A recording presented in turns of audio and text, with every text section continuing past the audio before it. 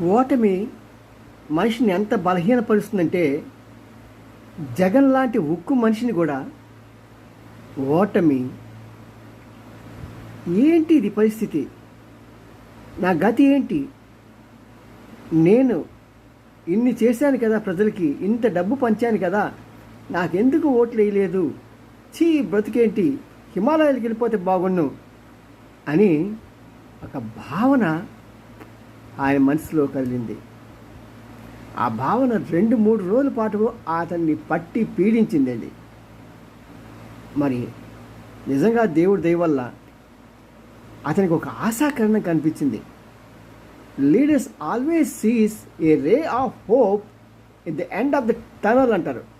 అంటే నాయకులు ఎప్పుడు కూడా ఒక చివరి ఎక్కడో ఉన్న కొన వెలుగును చూస్తారట. అలా చూసి 40% ఓట్లు మనకు ఉన్నాయి కాబట్టి మనం పోరాడాలి అని